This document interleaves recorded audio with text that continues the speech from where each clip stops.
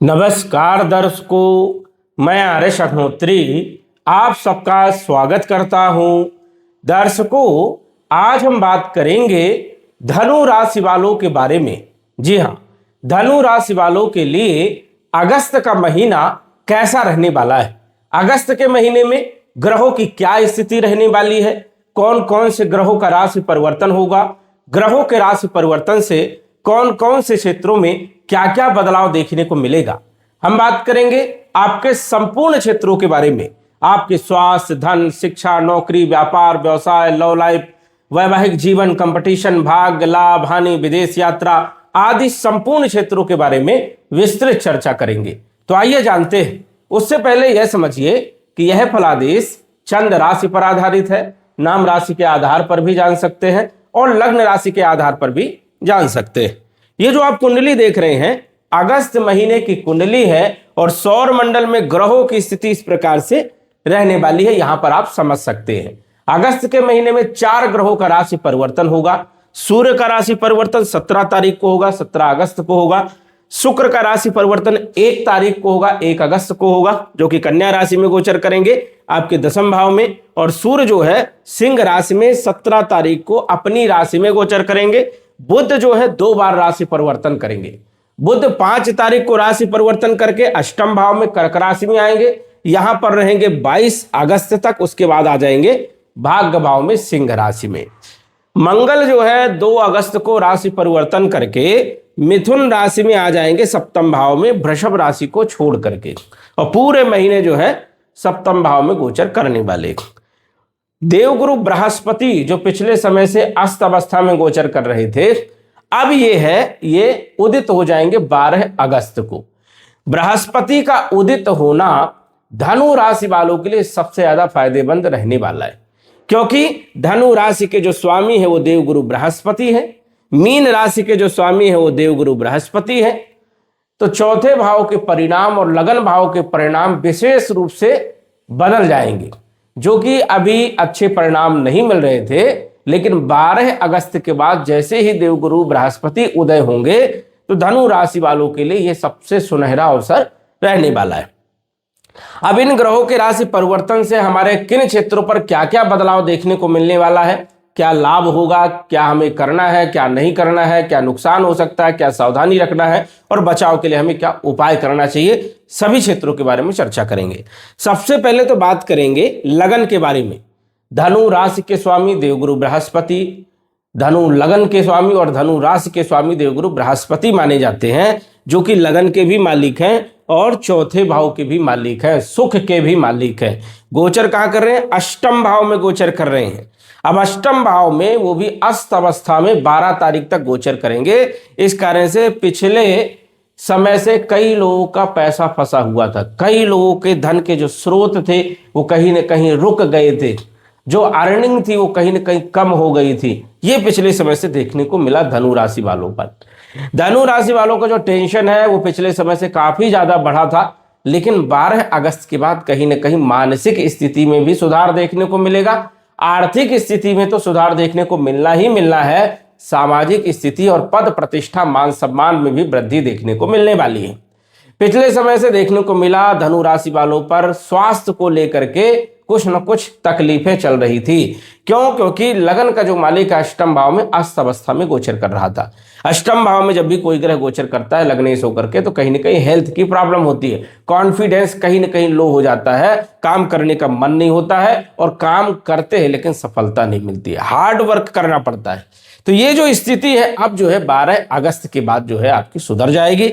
स्वास्थ्य आपका बढ़िया रहेगा, हेल्थ कहीं ना कहीं आपका बेहतर रहने ही रहना है, कॉन्फिडेंस भी आपका बढ़ने वाला है 12 अगस्त के बाद। साथ ही साथ कुछ न कुछ बड़ी अपॉर्चुनिटी आपको मिल सकती है। चौथे भाव के मालिक है देवगुरु बृहस्पति और चौथे भाव से हम देखते हैं भूमि, भवन, प्रॉपर्टी, मकान और वाहन के बारे में।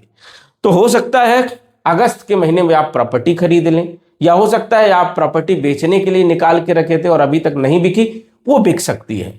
मकान बना सकते हैं, वाहन खरीद सकते हैं, या कोई बड़ी डील आप कर सकते हैं। ऐसी संभावनाएं यहां पर बनती हुई नजर आ रही है।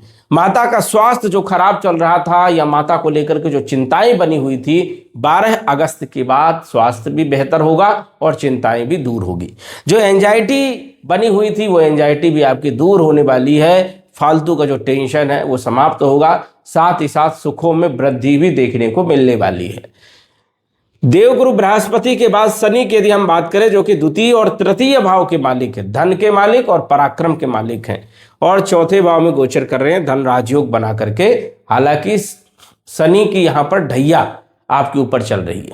धनु राशि पर शनि की ढैया देखा जाए तो कहीं न कहीं मानसिक प्रताड़ित करती है, क्योंकि दशम दृष्टि राशि पर पड़ रही है शनि के। इस कारण से मानसिक तनाव, हार्ड वर्क, साथ ही साथ जो है कार्यों में डिले होना, ये संभव होता है।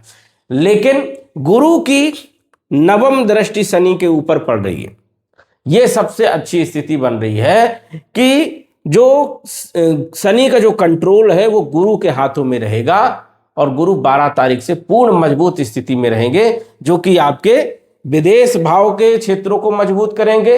विदेश की यात्राओं के लिए, एक्सपोर्ट इंपोर्ट के लिए भी अच्छे रहने वाले हैं। धन के लिए तो है ही है, धन की स्थिति में बढ़ोतरी होगी, आमदनी आपकी बढ़ेगी, और कुटुंब परिवार में चल रहा विवाद दूर होगा। वाणी आपकी बहुत अच्छी रहेगी, और भूमि भवन प्रॉपर्टी में भी लाभ देने का काम देवगुरु बृहस्पति करेंगे। वही शनि पर जो है गुरु का कंट्रोल होने के कारण जो ढैया पे नकारात्मक प्रभाव देखने को मिल रहे थे, अब 12 अगस्त के बाद शनि की ढैया का शुभ परिणाम भी देखने को मिलने वाला है, क्योंकि शनि कहीं ना कहीं शुभ ग्रह के साथ जो है दृष्टि संबंध में रहने वाले हैं। देवगुरु बृहस्पति शनि के ऊपर दृष्टिपात करेंगे, जिससे शनि को भी शुभ परिणाम देना पड़ेगा। तो धन से जुड़ी हुई समस्याएं आपकी दूर होने वाली है, कुटुंब परिवार की स्थिति बेहतर होगी, वही बल पराक्रम में वृद्धि होगी। मेहनत तो करना होगा, स्वाभाविक है, लेकिन मेहनत का रिजल्ट अब आपको मिलने लगेगा। पिछले लंबे समय से मेहनत आप कर रहे थे, रिजल्ट किसी दूसरे को मिल रहा था, लेकिन अब ये जो स्थिति है वो आपके लिए बेहतर रहने वाली है। अब जो भी आप कर्म करोगे, ईमानदारी से यदि आप काम करते हैं तो उसका रिजल्ट आपको जरूर मिलेगा।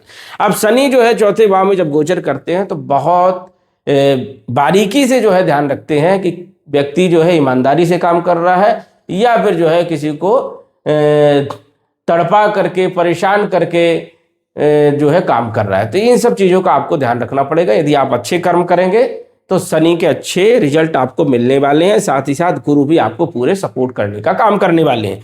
तो इस चीज का आपको ध्यान रखना है। नौकरी पर भी थोड़ा सा आपको फोकस करके चलना है, क्योंकि शनि की सप्तम दृष्टि आपके कार्य क्षेत्र पर रहेगी। जल्दीबाजी में डिसीजन आपको नहीं लेना है, तो इन सब चीजों पर आपको ध्यान रखना है। कम्युनिकेशन स्किल बढ़िया रहेगी, यात्राओं से भी आपको लाभ मिलने वाला है। राहु तीसरे भाव में सपोर्टेड है, क्योंकि शनि जो है वक्री अवस्था में गोचर करेंगे अगस्त में, तो पिछले भाव के परिणाम शनि के देखने के मिलने वाले हैं। इसलिए अगस्त के महीने में आपको हार्ड वर्क करना है, क्योंकि मेहनत तो शनि करवाते हैं, और शनि का भी संबंध जो है राहु के साथ रहेगा। तो कहीं ना कहीं जो है आपको हार्ड वर्क करना है, लगन से काम करना है, ईमानदारी से काम करना है, तभी आपको रिजल्ट मिलेगा।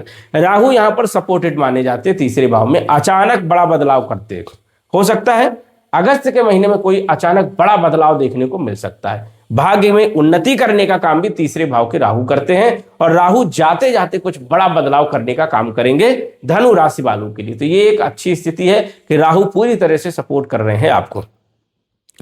बात करें मंगल के बारे में, जो कि आपके पंचम भाव के भी मालिक हैं और 12वें भाव के भी मालिक है। 1 नंबर 8 नंबर मंगल का होता है। मंगल छठे भाव में गोचर कर रहे हैं, और छठे भाव के मंगल अच्छे माने जाते हैं, क्योंकि शत्रुहंता माने जाते हैं। ऋण को समाप्त करने का काम करते हैं, कर्जे से मुक्ति दिलाते, आय के स्रोत पैदा करते हैं, और नौकरी के लिए भी अच्छी स्थिति मानी जाती है। हालांकि 2 तारीख तक ही रहेंगे, 2 तारीख को ही आ जाएंगे सप्तम भाव में, और यहां पर भी केंद्र त्रिकोण राजयोग बनेगा। त्रिकोण के मालिक होकर के केंद्र भाव में बैठना केंद्र त्रिकोण राजयोग बनता है। तो ये सबसे बढ़िया राजयोग आपके लिए किन क्षेत्रों के लिए? प्रेम संबंध के लिए, प्रेम विवाह के लिए। जो लोग लंबे समय से साथ में थे वो विवाह के लिए ये समय सबसे बढ़िया रहेगा, 2 अगस्त से लेकर के 31 अगस्त का। प्रेम संबंध के लिए भी समय बढ़िया है, फाइनेंशियल स्थिति के लिए, शेयर मार्केट इत्यादि क्षेत्रों के लिए भी समय बढ़िया रहने वाला है। पढ़ाई लिखाई के लिए, विद्यार्थियों के लिए और संतान के लिए भी समय बहुत बेहतरीन रहने वाला है। विदेश से जुड़े हुए कामकाज के लिए सबसे बढ़िया समय रहेगा। जो लोग विदेश में रह रहे हैं या फिर एक्सपोर्ट इंपोर्ट का काम कर रहे हैं, तो अगस्त का महीना बड़ा शानदार बीतने वाला है। और मंगल की कृपा आपके ऊपर बनी रहेगी, तो इस चीज का ध्यान रखना है। इसके बाद शुक्रदेव जो कि छठे और एकादश के मालिक है, 2 नंबर 7 नंबर शुक्र का होता है। और शुक्र 1 तारीख से 1 अगस्त से 31 अगस्त तक नीच राशि में गोचर करेंगे। हालांकि शुक्र एक ऐसा ग्रह है जो कि नीच का होकर भी अच्छे परिणाम देता है। अब 10वें भाव में शुक्र जो है गोचर कर रहे हैं, तो यहां पर खर्चे बढ़ा देते हैं। हो सकता है कि खर्चे आपके ज्यादा बढ़े, लेकिन आय के माध्यम भी बढ़ेंगे, क्योंकि गुरु का सपोर्ट है आपको। और खर्चे तो तब होंगे जब आय होगी, तो स्वाभाविक है कि आय के माध्यम को बढ़ाएंगे। नौकरी में कहीं ना कहीं पदोन्नति आपको मिल सकती है, क्योंकि छठे का संबंध जब 10वें से होता है तो नौकरी में कोई बदलाव होता है, प्रोग्रेस होती है, या फिर जो है आप नौकरी चेंज करके दूसरी जगह जो है प्रमोशन लेके काम कर सकते हैं। ऐसी स्थितियां यहाँ पर देखने को मिलती है। प्राइवेट सेक्टर वालों के लिए समय बहुत बेहतरीन रहने वाला है। सरकारी क्षेत्रों के लिए या सरकारी क्षेत्रों से जुड़े हुए कार्यों के लिए भी समय बढ़िया रहने वाला है, कोई विशेष दिक्कत नहीं है, लेकिन सावधानी भी रखना है। शुक्र जब नीच के होते हैं तो स्त्री वर्ग से जो है कहीं ना कहीं खतरा रहता है, डर बना रहता है, भय बना रहता है। यदि आपने स्त्रियों के साथ गलत व्यवहार किया तो यहां पर आपकी पोल पट्टी खुल सकती है और आपका नुकसान हो सकता है। इसलिए अपने पत्नी के साथ अच्छे संबंध रखे, दूसरों के साथ भी स्त्रियों के साथ अच्छे संबंध रखे, वफादारी निभाए, अन्यथा ये जो टाइम है कहीं ना कहीं जो है आपके लिए नुकसानदायक हो सकता है। तो ये महीना आप अपनी पत्नी की बातें मान करके आगे बढ़ सकते हैं और उनकी इच्छाओं की पूर्ति करके आगे यदि आप बढ़ते हैं तो शुक्र यहाँ पर सबसे अच्छे परिणाम देने का काम करेंगे। तो इस चीज का आपको विशेष तौर पर ध्यान रखने की जरूरत है, क्योंकि ये लाभ के मालिक है। लाभ के मालिक होकर के कर्म में बैठे हैं, तो कर्म के द्वारा लाभ देने का काम करेंगे। अच्छे कर्म करेंगे तो स्वाभाविक है कि शुक्र यहाँ पर आपको सपोर्ट करने का काम करेंगे। बुध आपके 7वें भाव के भी मालिक है और 10वें भाव के भी मालिक है। सबसे इंपॉर्टेंट ग्रह है आपके लिए। क्यों? क्योंकि व्यापार के भी मालिक है और आपके कर्म के भी मालिक है। जो भी आप काम कर रहे हो, चाहे नौकरी, चाहे व्यापार, चाहे व्यवसाय, दोनों के मालिक बुध गोचर कर रहे हैं 7वें भाव में भद्र नामक पंच महापुरुष राजयोग बना करके, वो भी 5 तारीख तक। 5 तारीख तक का समय तो बढ़िया है।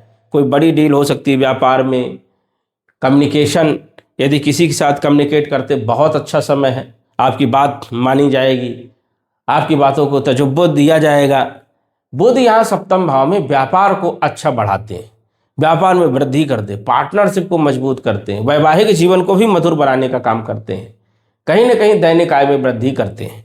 और 10वें भाव के मालिक है तो कर्म का फल अच्छा मिलता है। जो भी आप काम करोगे उसमें आपको रिजल्ट मिलेगा। लेकिन 5 तारीख के बाद यही बुध जब 8वें भाव में चले जाएंगे तो 5 तारीख से 22 तारीख तक का समय अच्छा नहीं है। कोई व्यापार में बड़ी डील ना करे, पत्नी के साथ अच्छे संबंध रखे और कोई भी बदलाव ना करे नौकरी में, इस चीज का भी आपको ध्यान रखना, अन्यथा गलत डिसीजन हो सकता है। 22 तारीख से 31 तारीख तक का जो समय है, इस समय में आप कोई बदलाव कर सकते हैं, ये आपको ध्यान रखना है। या तो फिर 1 तारीख से 5 तारीख तक का ध्यान रखना है। देखा जाए तो 5 तारीख तक बुद्धि अच्छी रहेगी और 22 तारीख के बाद बुद्धि और व्यापार आपका बहुत शानदार रहेगा। जो भी आप काम करोगे उसमें आपको सक्सेस मिलेगी, रिजल्ट अच्छे मिलने वाले हैं, तो ये आपको ध्यान रखना। लेकिन जब 8वें भाव में गोचर करेंगे 5 से 22 तक, तो ये आपको सावधानी रखना है। उपाय के तौर पर ओम बुम बुधाय नमः इस मंत्र का जप भी करें और विष्णु सहस्त्र नाम का पाठ करें और पुखराज रत्न धारण करके चले, जिससे स्थिति आपकी और बेहतर होगी। सूर्यदेव भाग्य के मालिक होकर के 8वें में गोचर कर रहे हैं, यह अच्छी स्थिति नहीं है। 8वें भाव के सूर्य जो है कॉन्फिडेंस को लो करते हैं और सरकारी क्षेत्रों में बाधा डालने का काम करते हैं।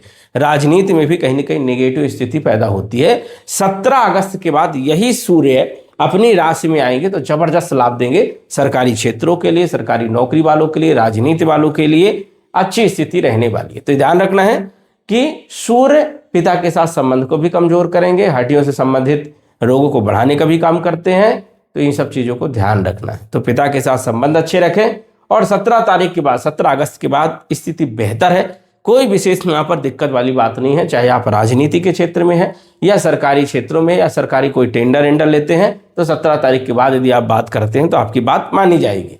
केतु भी आपको सपोर्ट करेंगे 17 तारीख से, क्योंकि केतु जिस राशि में बैठते हैं उस राशि का स्वामी यदि निगेटिव है तो केतु भी निगेटिव परिणाम देते हैं। लेकिन 17 तारीख के बाद केतु के पॉजिटिव परिणाम देखने को मिलेंगे, इसलिए यहाँ पर सावधानी रखना है और सूर्य को जो है अर्घ देना है। सूर्य को जल चढ़ाएं, सूर्य आदित्य स्तोत्र का भी पाठ करें, जिससे स्थिति आपकी बेहतर होगी। तो यहाँ पर बुध को और सूर्य को और गुरु को, ये तीनों ग्रहों को जो है थोड़ा समझना है और उपाय भी करना है और आगे बढ़ना है। तो अगस्त का महीना बड़ा शानदार आपका बीतने वाला है, अन्य ग्रहों का पूरा सपोर्ट आपको मिलने वाला है। यह एक साधारण फलादेश है, लेकिन सटीक जानकारी के लिए पर्सनल कुंडली का विश्लेषण करवा करके अपने बारे में सटीक जानकारी जान सकते हैं। तो दर्शकों, आज बस इतना ही। धन्यवाद। यदि आप अपनी कुंडली का विश्लेषण घर बैठे करवाना चाहते हैं तो दिए गए व्हाट्सएप नंबर से संपर्क करें। साधारण फीस जमा करके आप अपनी कुंडली का विश्लेषण फोन के माध्यम से घर बैठे ही करवा सकते हैं और जान सकते हैं अपने भूत, भविष्य और वर्तमान के बारे में। धन्यवाद। WhatsApp number 9479893911।